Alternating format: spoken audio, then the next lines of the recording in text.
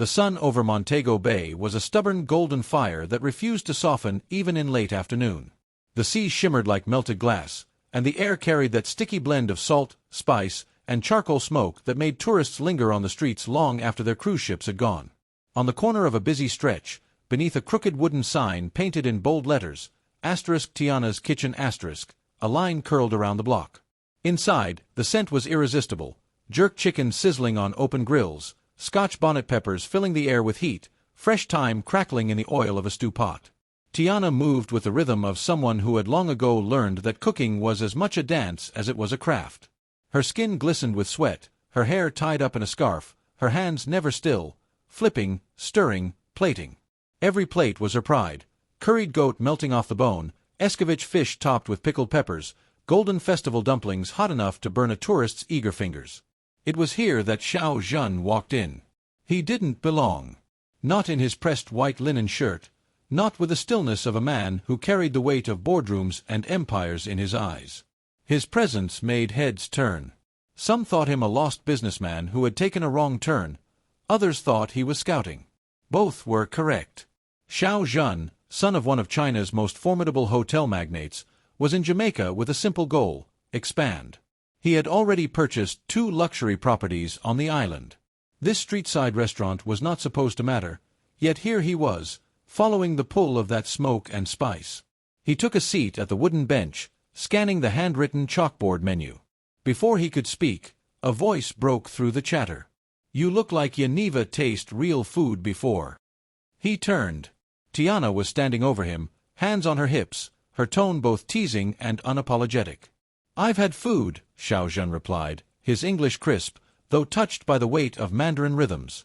"But something here smells different." "Different is one word." She smiled, sliding a plate in front of him. "This is jerk chicken. Eat it first, then talk. Or else you're gon' embarrass yourself." He hesitated, but the aroma was overwhelming. Charred, smoky, fiery sweet. He bit in. The pepper hit first, sharp and demanding, then softened into warmth that lingered at the back of his throat. His eyes widened before he could stop them. "This," he started. "Is fire, I know," she interrupted, smirking. "Don't worry, me have water ready. But don't drink yet. Let it sit. That burn. That's Jamaica talking to you." For a moment, he was silent, chewing, processing. The businessman in him wanted to analyze flavor profiles, market value, and potential partnerships. But the man in him, the one buried beneath contracts and strategy, wanted more. He looked up. "What's your name?" "Tiana." She leaned forward slightly, lowering her voice as if to remind him this was her space. "And this kitchen is mine. Every spice, every recipe. Don't even think about trying to buy it." Xiao Zhan's lips curved, though it was not quite a smile. "You assume I want to buy it. You have that look," she shot back, folding her arms. "Man with money who think everything has a price. But me food. No. Food is soul. You sire sell soul." The words hung between them, bold as the heat of the peppers. Xiao Zhan studied her. She was nothing like the women he met in Shanghai or Beijing. No polished politeness, no hidden caution. She stood in front of him like fire incarnate, daring him to challenge her. And strangely, instead of irritation, he felt intrigued. "You're not afraid of losing," he said quietly. Tiana tilted her head. "And you're not used to hearing no." Their eyes locked. Around them, tourists laughed, vendors shouted, reggae music thumped from a passing car. But at that table, it was suddenly only the two of them, the fiery Jamaican chef and the cold, calculating businessman, circling each other with words sharper than knives. When Xiao Zhan finally stood, he placed money on the counter, more than enough for the meal. But before he left, he leaned closer. "I'll come back tomorrow," he paused. "For more food." Tiana raised a brow, unimpressed but curious. "We'll see if you can handle the pepper next time." And just like that, the collision had begun. 2 worlds, 2 prides, bound together by smoke, spice, and the taste of something neither of them could yet name. The following days in Montego Bay carried a strange rhythm. Tourists drifted to the beaches, vendors shouted by the roadside, and the scent of jerk spices rode the wind like a song that never ended. Yet for Tiana, things had shifted. Xiao Zhen came back. Not once, not twice, but every evening, dressed less stiffly than before, always with that unreadable expression that made people step aside. He ate in silence at first, studying her food the way an art collector studies a painting. He tried the curried goat with rice and peas, then escovitch snapper topped with onions and peppers, and once, after much coaxing, he dared the mannish water soup that made him cough and laugh at the same time. "You're not supposed to laugh," Tiana teased as he wiped his mouth. "That soup is for strength, not for amusement." "Then maybe I needed both," he said, surprising himself with the ease of his reply. But ease was fleeting. Because outside of her little wooden shack, Xiao Zhen's empire was rising. On a stretch of coastline just a few miles away, workers hammered, trucks rolled, and steel climbed into the sky. His project, an upscale hotel and fine dining chain, was the talk of the town. Newspapers called it the future of Jamaica's tourism. Locals muttered that it would crush small businesses. And Tiana knew exactly what that meant. One evening, as Xiao Zhen sat at his usual bench, she didn't bring food right away. Instead, she stood across from him, arms crossed, chin lifted. "You tink me don't know," she said, her patois sharp, each syllable like a drumbeat. "You building some big glass palace right down the road. You want tourists to forget places like mine." Xiao Zhen's jaw tightened. "I'm building opportunities. Jobs. Growth." "You're building walls," she countered. "And me food. My people's food. It's not just for tourists to taste and take picture. It's our story. You can't buy it, or sell it, or wrap it in white linen." Xiao Zhen's face tightened, jaw ticking. "That's how business works. I'm bringing the local flavor to a wider audience." Tiana's eyes glistered, but her voice stayed firm. "Then maybe it's time you learn home no born in fancy place. It where the belly feel love." The air between them simmered, thick with spice and tension. Customers whispered, sensing something raw and dangerous. Yet even in their clash, something bound them, like fire meeting ice, refusing to give way, yet unwilling to part. The days that followed turned into a strange dance. Tiana threw herself into her cooking, creating new dishes that celebrated her roots. Pepper shrimp wrapped in banana leaves, bami fried crisp in coconut oil, roasted breadfruit stuffed with callaloo and saltfish. She organized a small street festival, filling the road with music and smoke, daring Xiao Zhen's polished investors to look her in the eye. And Xiao Zhen, instead of retreating, came to watch. Silent at first, but then stepping forward, tasting every dish she placed before him. One morning, before the sun rose, he surprised her by appearing in her kitchen. "What you doing here?" she demanded, flour on her hands as she kneaded dough for fried dumplings. "I want to see how you make breakfast," he said simply. She almost laughed. "Breakfast? You mean porridge? Fried plantain? You saya handle it." But she let him stay. She showed him how to stir the cornmeal porridge with nutmeg and condensed milk, how to slice plantains at just the right angle, and how to listen for the oil song when it was hot enough. And when he, awkward in her tiny kitchen, burned his hand on the skillet, she couldn't help but laugh until tears streamed down her cheeks. "Big businessman, can't even fry a plantain," she teased. He chuckled too, rubbing his hand. "Maybe I need a teacher." And in that small moment, amid the heat of oil and the sweetness of condensed milk, their walls cracked. Yet outside, the tension grew. His hotel rose higher each day, and whispers spread that once it opened, places like Tiana's kitchen would be swallowed whole. Tiana stood firm, her pride blazing brighter than her coal fires. But at night, when she lay in bed, she thought of Xiao Zhen, of the way he looked at her food as though it was more than food, of the way his laughter sounded the first time he tasted pepper shrimp too hot for his tongue. It was fire and ice, war and tenderness, pride and longing. And both of them knew this was only the beginning. The hurricane came without mercy. One moment the sky was a brilliant blue over Montego Bay. The next, it was a mass of iron clouds, rolling in with the roar of drums. By nightfall, the wind screamed against the coastline, tearing palm trees from their roots, hurling waves high enough to swallow fishing boats whole. Tiana's little restaurant shuddered under the storm. She had done what she could, boarded windows, tied down the grill, stacked chairs inside, but as the winds battered the wood and rain forced its way through the cracks, she held her breath and prayed. "Lord, keep me safe.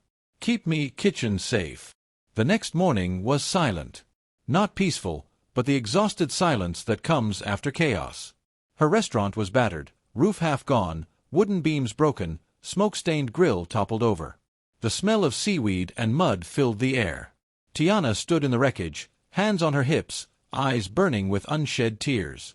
Then she heard it, the crunch of shoes on gravel. She turned. Xiao Zhen. His crisp linen suit was gone, replaced by a plain shirt and rolled-up trousers, though even now he looked like he belonged to another world. Behind him, trucks were already pulling up, men carrying tools, tarps, wood. "What are you doing here?" Tiana demanded, her voice hoarse. "Helping," he said simply. She bristled. "Me don't need your charity." "It's not charity," he said, meeting her eyes steadily. "The storm damaged my sight too. Half the hotel scaffolding is gone. We can rebuild together." For a long moment, she said nothing.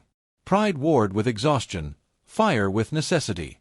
Finally, she exhaled sharply. "Fine.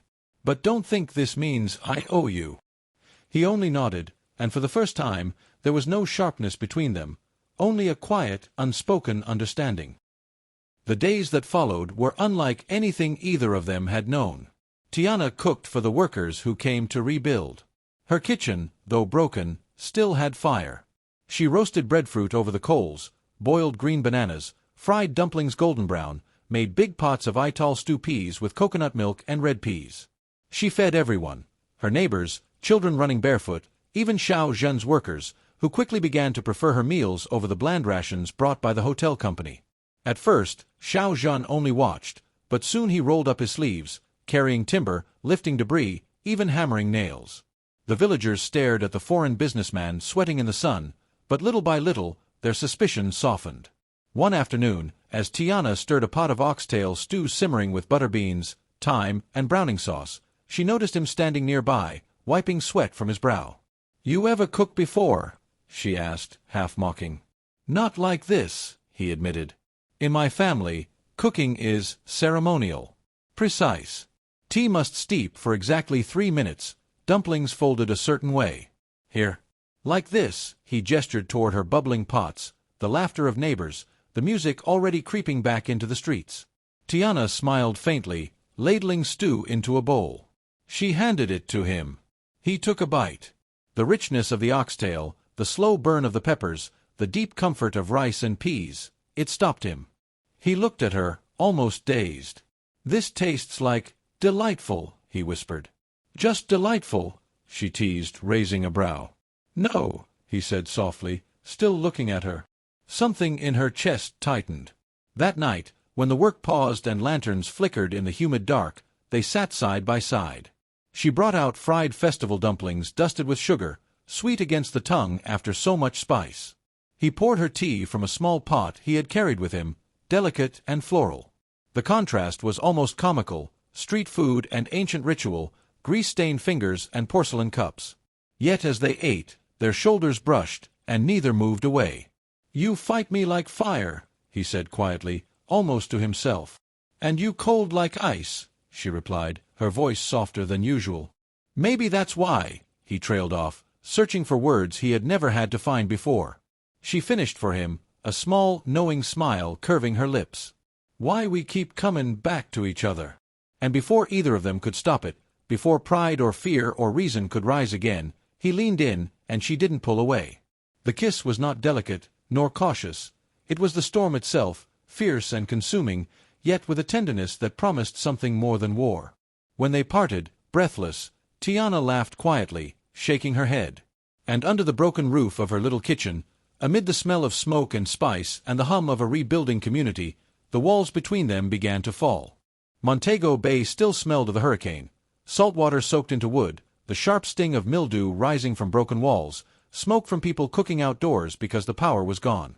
Xiao Zhen stood ankle-deep in water inside what was supposed to be his restaurant. Glass crunched under his shoes as he tried to picture chandeliers and polished floors where now only ruin remained. He had the money to walk away, to start fresh elsewhere. But when he thought of leaving, his mind betrayed him with the image of a woman in a flour-stained apron, cursing under her breath as she chopped herbs with the precision of a surgeon. Me nearly broke me ankle walkin' through this mess, Tiana's voice called from the doorway.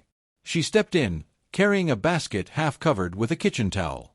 Her jeans were rolled to the knee, hair tied back hastily. She didn't even look around at the destruction. She just marched to the cracked counter and set the basket down. You shouldn't be here, Xiaozhen said. The ceiling is not stable. And you shouldn't be standing here with jacket still on like you a statue, she shot back, pulling out breadfruit and herbs. People hungry. I'm not about to sit at home waitin' for FEMA. We can cook here. The stove still works. He blinked. It does. Good. Then light it. For the next hour, they worked without speaking much. He chopped ginger and garlic with a knife dull from the storm. She pounded seasoning in a mortar, the rhythmic sound echoing in the hollow space. Steam began to rise.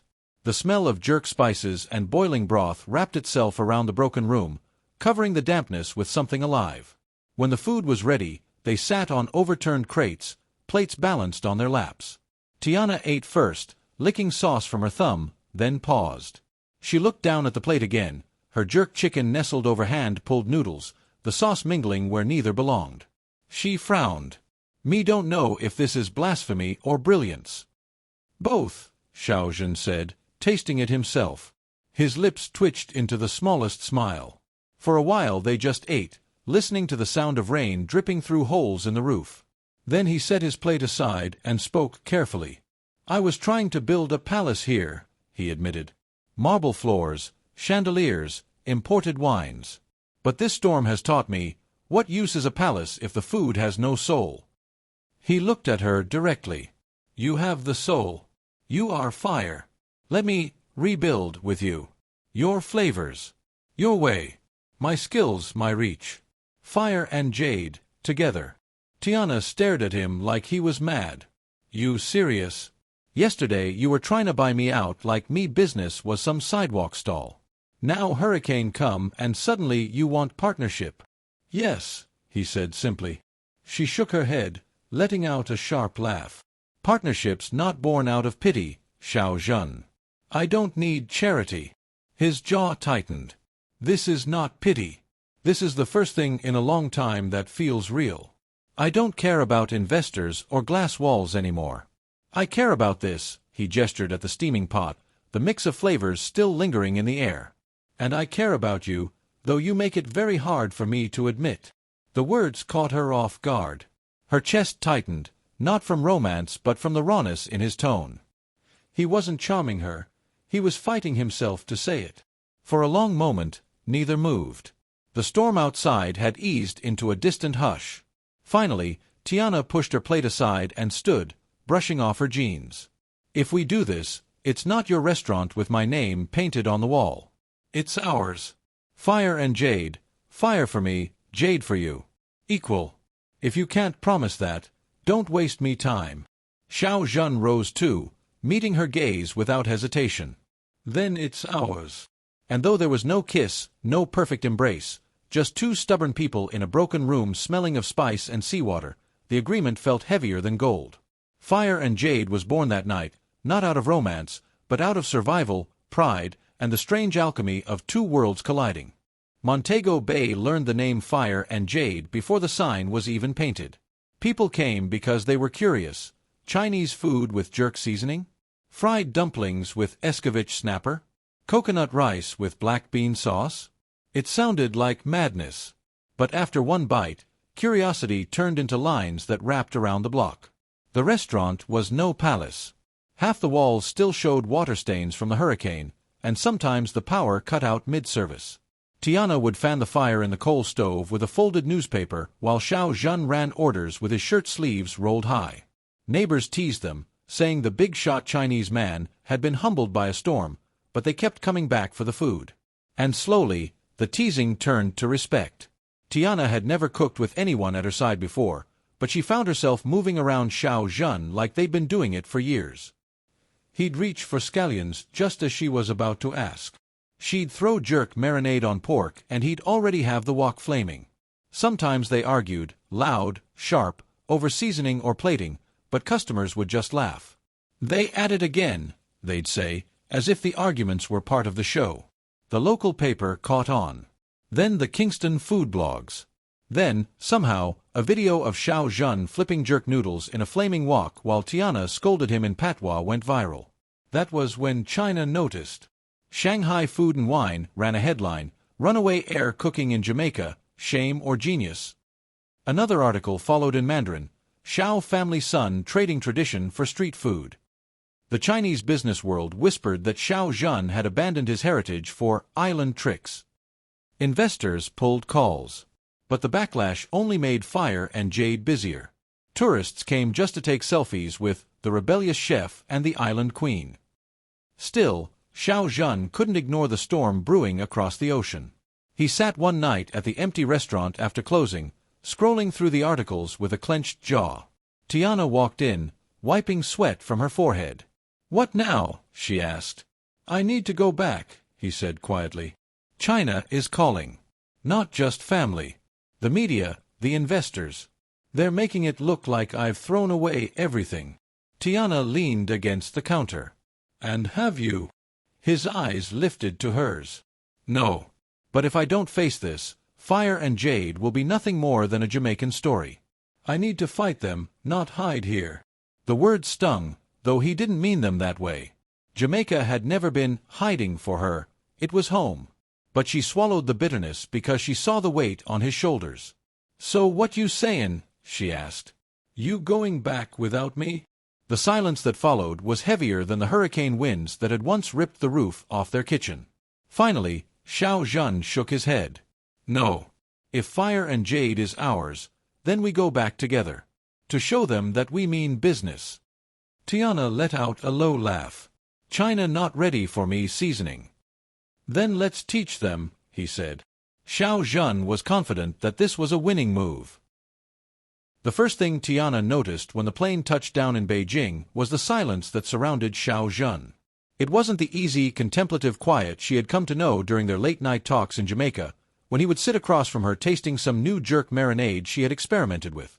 No, this silence was heavy, brimming with the weight of expectations, stockholders, and the disapproving eyes of his family.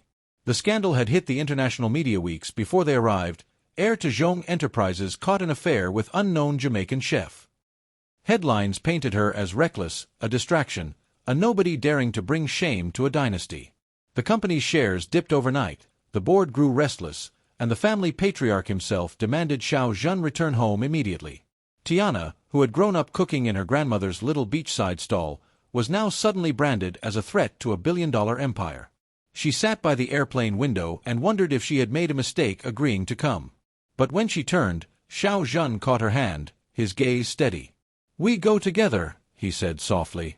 "Not just for business. For us." The press was waiting for them outside the airport.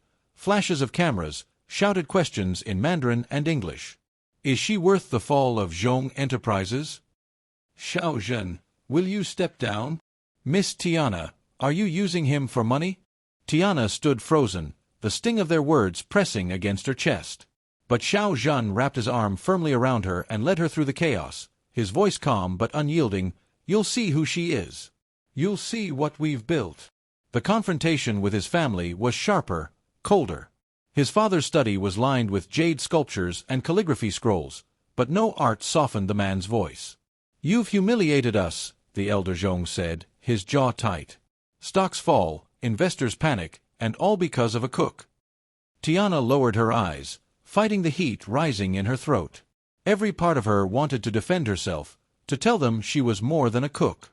But Xiao Zhan spoke before she could. "She is not just a cook." His mother frowned.